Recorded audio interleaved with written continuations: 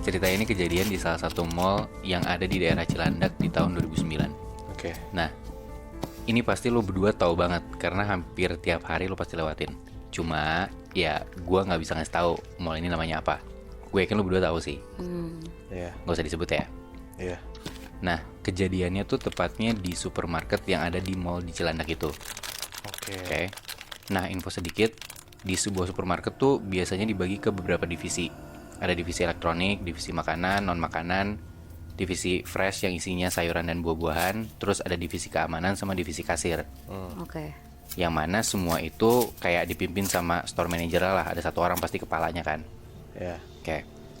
Nah, kejadian janggal di supermarket ini tuh awalnya terjadi di bagian kasir.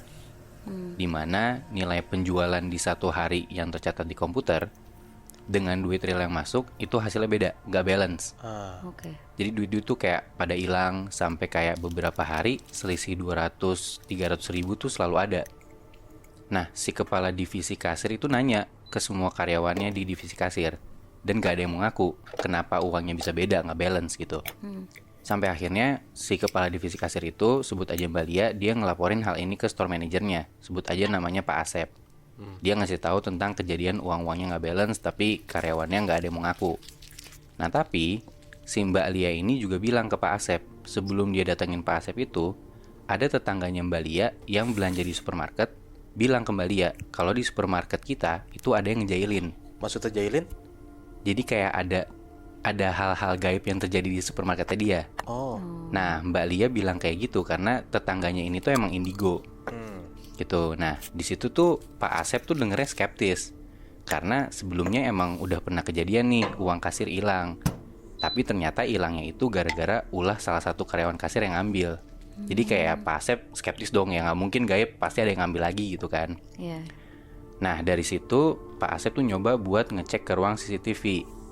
Nah, di situ Asep minta ke kepala keamanan, sebut aja namanya Pak Made, buat ngebantuin Pak Asep ngecek CCTV bagian kasir bareng-bareng berdua. Nah, mereka berdua ngecek CCTV itu seharian dan emang bener, ternyata nggak ada tanda-tanda satupun divisi kasir ini ada yang ngambil duit. Nah, di situ tiba-tiba Pak Asep tuh keinget sama kata-kata Mbak Lia yang bilang kalau supermarket mereka tuh ada yang ngejailin. Ya. Di situ Pak Asep nanya ke Pak Made, Pak Made percaya nggak sama hal-hal gaib? Pak Made jawab, ya kami kalau di Bali sih percaya Pak. Emang kenapa? Di situ Pak Asep cuma jawab, nggak apa-apa Pak Made. Ya udah lanjut aja kerja. Udah tuh akhirnya hari udah malam, supermarket tutup.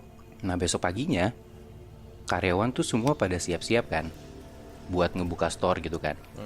Tapi tiba-tiba di divisi fresh, yang divisi sayuran dan buah, itu tuh kaget banget. Karena pas mereka datang, tiba-tiba sayur-sayuran yang ada di rak di bagian chiller yang kulkas gede itu, tau gak sih lo? Kebayang kan? Tahu. Nah itu tuh pada berjatuhan, berantakan banget, buah-buahnya juga pada berserakan di lantai. Dan lu tahu timbangan supermarket gak sih? Timbangan yang buat buah Iya, itu, iya. itu kan berat kan? Si timbangan itu tuh posisinya di atas meja tapi kebalik. Anjing. Dan padahal ya itu dari yang supermarket tutup kosong, paginya tiba-tiba kayak gitu, berantakan segala macem. Akhirnya karena udah ada kejadian kayak gitu, si Pak Asep nih mulai percayalah kalau emang ini tuh bukan ulah manusia, tapi kayak ada hubungannya sama hal-hal gaib. Nah dari situ Pak Asep cobalah buat nyari kayak dalam tanda kutip orang pintar buat dipanggil. Oke. Dan akhirnya didatengin lah tuh seorang kiai. Sekitar jam 8-an malam abis Isya, Pak Kiai ini datang. Dan Pak Kiai ini diminta buat ngecek ada apa sih di supermarket itu. Oke. Akhirnya di malam itu Pak Kiai masuk ke dalam supermarket, dia keliling, dia jalan, dia ngeliat-ngeliat di supermarket ini ditemenin sama Pak Made dan Pak Asep. Udah selesai semua tempat dikelilingin, si Pak Kiai ini nanya ke Pak Asep, ini lampu bisa dimatiin nggak? Karena di sini posisinya si supermarket itu masih buka, jadi mereka harus nunggu sampai supermarket tuh selesai beroperasi. Singkat cerita sampai sekitar jam 11-an malam lah, supermarketnya udah tutup. Pak Kiai akhirnya masuk, tapi sebelum masuk, si Pak Kiai ini nyuruh buat Pak Asep dan Pak Made itu nunggu dan ngeliatin aja dari ruang CCTV. Si Pak Kiai ini ngomong apapun yang terjadi, Pak Asep sama Pak Made itu nggak usah masuk, biar Pak Kiai-nya aja masuk. Mereka berdua, si Pak Made sama Pak Asep, itu perhatian aja terus dari CCTV dan rekam aja semuanya. Dia bilang gitu. Oke. Di supermarket yang gede itu cuman pakai sendiri, Bi. Iya betul, dia sendiri. Dan Pak Asep dan Pak Made itu ngeliatnya dari CCTV. merhatiin si Pak Kiai jalan di dalam situ sendirian di supermarket yang udah gelap. Anjing. Oke, udah tuh Pak Kiai masuk. Dari CCTV kan kelihatan tetap kalaupun gelap ada kayak ya CCTV infrared gitu kan. Udah tuh Pak Kiai ini jalan pelan, dia tenang keliling supermarket, dia jalan ke bagian elektronik, dia jalan lagi lanjut ke bagian makanan, dia jalan terus lanjut ke bagian sabun, peralatan rumah tangga segala macem, sampai akhirnya tiba-tiba dari CCTV kelihatan nih kalau Pak Kiai ini berhenti di bagian fresh, di bagian sayur dan buah-buahan.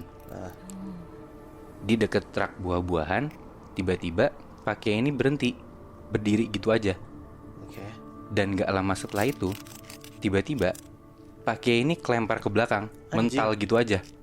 Gak ada yang dorong. Gak ada yang dorong. Bangsat. Pak Asep sama Pak Made tuh kaget banget. Dan Pak Made langsung kayak mau gerak buat datengin Pak Kiai ini kan, kayak buat bantu gitu. Tapi Pak Asep langsung nahan, karena dia ingat kata Pak Kiainya, apapun yang terjadi mereka harus stay di ruang CCTV kan, dan rekam semua kejadiannya. Iya. Nah gak lama setelah itu kelihatan tuh di CCTV kalau Pak Kiai ini berdiri lagi, dan Pak Kiai ini pelan-pelan ngangkat tangannya nunjuk ke arah depan dia. Dan di situ Pak Kiai ini tuh nunjuk ke arah chiller sayuran kayak rak kulkas gitu. Seakan-akan kayak Pak Kiai ini ngasih tahu ada sesuatu di chiller itu. Dari situ angle CCTV tuh digeser sama Pak Asep ke arah chiller. Dan di situ seketika Pak Asep dan Pak Made ini diem. Dan gak lama mereka saling tengok dan tatap-tatapan. Seakan-akan mereka tuh gak percaya sama apa yang mereka lihat. Emang dia lihat apa? Nah Muy, mereka berdua ngelihat dengan jelas banget lewat CCTV di depan chiller sayur itu ada genderuwo Bangsat. berdiri, badannya hitam semua, tinggi banget, dan lebih tinggi dari chiller sayuran itu sendiri. Wah. Dan gak lama dari situ, Pak Kiai ini kayak sesantai itu jalan keluar supermarket ke arah ruang CCTV tempat Pak Made dan Pak Asep.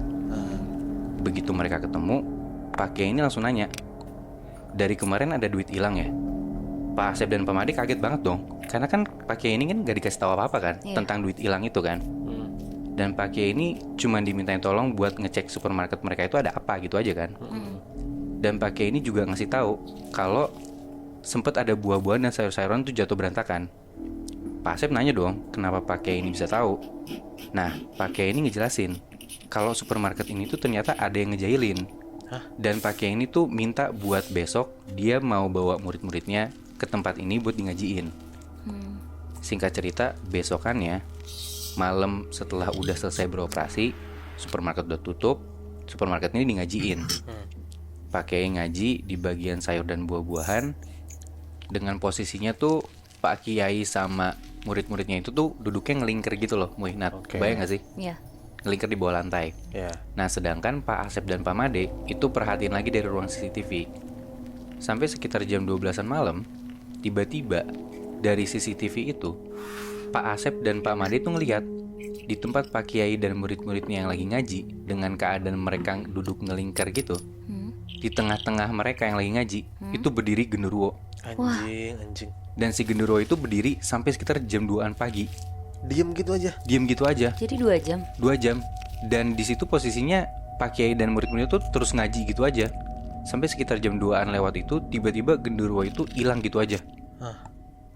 Dan gak lama akhirnya Pak Kiai dan murid-muridnya keluar dari supermarket dan ketemu Pak Asep dan Pak Made. Di situ Pak Kiai ngasih tahu kalau ternyata emang ada yang ngegunain ilmu gaib untuk ngerusak supermarket mereka ini.